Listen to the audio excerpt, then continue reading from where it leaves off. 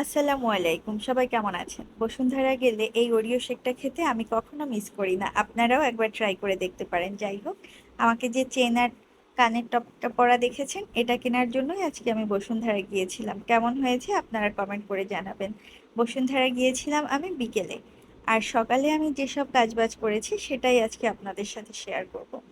আমি সকালে ঘুম থেকে উঠেছি একটু দেরি করে, যেহেতু শুক্রবার। এটা তো সবাই করে, জানার কথা। শুক্রবারে সবাই চায় একটু রেস্ট করতে, সবারই ছুটির দিন। মায়েদের তো কোনো ছুটি হয় না, তারপরও একটু যদি অলসতা করে যেটুক পার করা যায়। যাই হোক, আমি দেরি করে যেহেতু উঠেছি, এই জন্য আমি তিনজনের জন্য তিনটা পরোটা ভেজে নিচ্ছি, আর দুইটা ডিম পোচ করব, আর চা করব। যদিও সকালে আমার কিছুই খেতে ইচ্ছা করে না, এবং সকালে আমি কিছু খাইও না। তবে তানভীর যেহেতু বাসায়, এই জন্য আমি এটা করে নিচ্ছি, এবং ওর সাথে হয়তো একটু খাবো। তাহফিফ চা খেতে পছন্দ করে। আমার বাসার একমাত্র চা পছন্দ করে আমার সবচেয়ে ছোট্ট বেবিটা।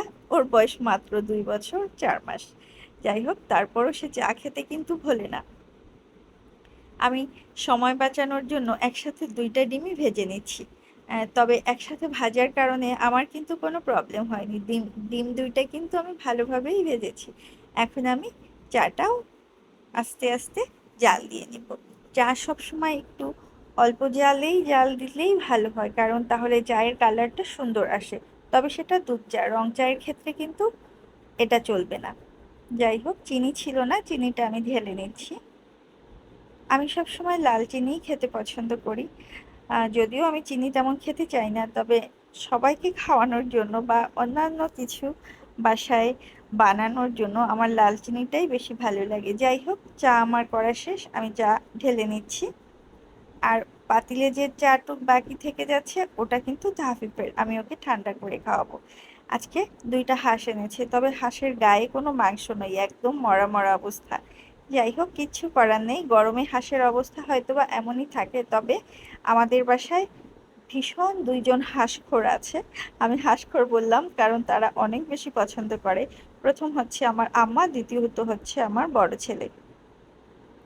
আমার আম্মা আসলে সবসময় আমি হাঁস, তারপরে তার পছন্দের জিনিসপত্র আনার চেষ্টা করি, তবে সে কিছুই খায় না। হাঁস পছন্দ করে, তাও আমাদের চেয়ে কম খাবে। সে খুবই কম খাবার খায় এবং খুব বেছে বেছে খাবার খায়। যাই হোক, হাঁসগুলো কাটা শেষ, এখন আমি হাঁসগুলো ধুয়ে নিচ্ছি। প্রথমে আমি একটু ধুয়ে হাঁসের গায়ের রক্তটা পরিষ্কার করে নিলাম, কারণ প্রথমেই যদি আমি এটায় হাত দিয়ে ভালোভাবে একটা একটা করে পরিষ্কার করতে থাকি, তাহলে আমার কাছে একটু বিরক্ত লাগবে, কারণ রক্ত ভিজে একদম লাল লাল অবস্থা হয়ে আছে পানি। যাই হোক, আমি রক্তটা পরিষ্কার করে এখন একটা একটা করে মাংস ভালোভাবে পরিষ্কার করে ধুয়ে নিব। আমি মাংসটা কিন্তু অনেকবার ধুয়েছি, তবে আপনাদেরকে সেটা দেখাতে পারিনি, তাহলে আমার ভিডিও শুধু 1 ঘন্টাই দেখবেন আমি হাঁসই ধুচ্ছি শুধু। যাই হোক, হাঁস আর খাসির মাংস খাবেন, কিন্তু দুই একটা লোম খাবেন না, সেটা কিন্তু সম্ভব না। কেউ বলতে পারবে না যে সে হাঁস রান্না করেছে বা খাসির মাংস রান্না করেছে একটা দুইটা লোম থাকে না, এমন কিন্তু হয় না। এটা সবার ক্ষেত্রেই হয়। এখন আমি হাঁসের মশলাটা কষিয়ে নিচ্ছি। হাঁসে একটু রান্না হাঁস রান্না করার ক্ষেত্রে অন্যান্য মাংসের চেয়ে, হাঁস এবং খাসির মাংস রান্না করার ক্ষেত্রে অন্যান্য মাংসের চেয়ে একটু বেশি মশলা ইউজ করতে হয়, বিশেষ করে আদা রসুন। আমি এখানে দুইটা আস্ত রসুন ইউজ করব, কারণ তানভীর এভাবে রসুন খেতে অনেক পছন্দ করে। যাই হোক, মাংস আমার কষাতে দিয়ে এখন ঢেকে দিব। গিলাগুলা কিন্তু আমি একটু পরে দিয়েছি, কারণ এটা পরিষ্কার করতে দেরি হয়েছে। আর হাঁসের সবচেয়ে বেশি মজার জিনিস হচ্ছে এই গিলা। গিলা আর চামড়া, এটার জন্যই মানুষ হয়তো হাঁস বেশি পছন্দ করে। আজকে আমি আর রান্না করব, বেগুন ভাজি করব। আমার হাঁস প্রায় কষানো শেষ, এই ফাঁকে বেগুনও কেটে নেওয়া হচ্ছে। আর রান্না করব খিচুড়ি, যেহেতু আমি বিকেলে বাইরে যাব। ওই যে আপনাদের দেখিয়েছি, আমি একটা চেইন আর ছোট একটা টপ কিনেছি, এই জন্য আজকে শর্টকাট রান্না বান্না। তারপরও ডাল কিন্তু আমার আছেই, ডাল ছাড়া চলে না, যেটা আপনারা সবাই জানেন।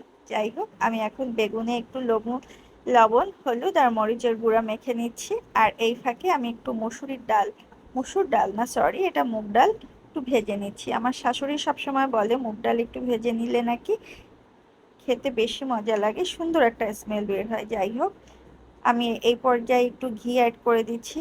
খিচুড়িতে। আর খিচুড়িটা একদম হালকা মশলায় রান্না হয়েছে, তানভীর এভাবেই খেতে চেয়েছে তাই। আমার হাঁসের মাংস রান্না শেষ, খিচুড়িও প্রায় শেষের দিকে। এখন আমি বেগুনগুলো ভেজে নেব। এইভাবে বেগুন ভাজা কিন্তু আমার ভীষণ ভালো লাগে। আপনাদের কেমন লাগে কমেন্ট করে জানাতে পারেন। আর এই যে আমি বসুন্ধরায় চলে আসছি, আর আমার সেই ওরিও শেক খাওয়ার পালা। ওরিও শেক শুধু আমি পছন্দ করি না, আমার বাচ্চারাও পছন্দ করে। এই যে